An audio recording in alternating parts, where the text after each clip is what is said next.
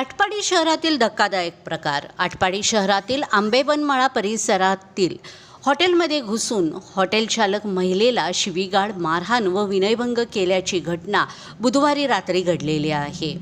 आरोपींनी हॉटेलमधील रोख रक्कम घेऊन फिर्यादीच्या मुलगी, मुलगा व भावालाही मारहाण केल्याप्रकरणी आटपाडी पोलीस ठाण्यात दोघांच्या विरुद्ध गुन्हा दाखल करण्यात आलेला आहे.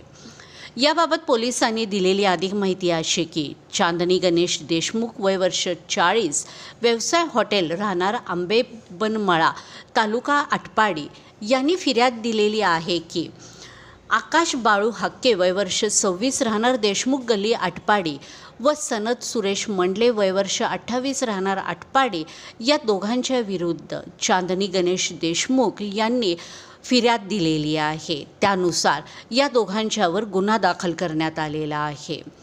20 मे रोजी रात्री 9:30 वाजण्याच्या सुमारास आरोपी यशराज हॉटेलच्या किचनमध्ये गेले.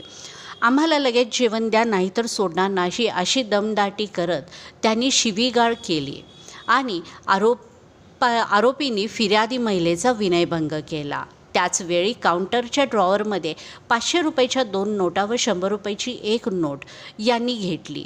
त्यावेळी फिर्यादी यांचा मुलगा, मुलगी व भाऊ त्यांना अडवण्याचा प्रयत्न केला असता आरोपींनी त्यांना लाथाबुक्क्याने मारहाण करून तेथेच पडलेल्या दांडक्याने फिर्यादीची मुलगी मोनिका हिच्या उजव्या पायावर व भाऊ प्रशांत शिंदे याच्या डाव्या पायावर मारहाण केल्याचे फिर्यादीत म्हटलेले आहे. या सर्व घडलेल्या झटापटीमध्ये फिर्यादीच्या गळ्यातील मंगळसूत्र हरवले असून तिला सोडवण्यासाठी आलेले तिच्या आईवडिलांना आरोपींनी शिवीगाळ करून जीवे मारण्याची धमकी दिलेली आहे व हॉटेलच्या काउंटरमधून एकूण 1100 रुपये घेऊन तेथून पळ काढल्याचे फिर्यादीने त्यांच्या फिर्यादीत नमूद केलेले आहे.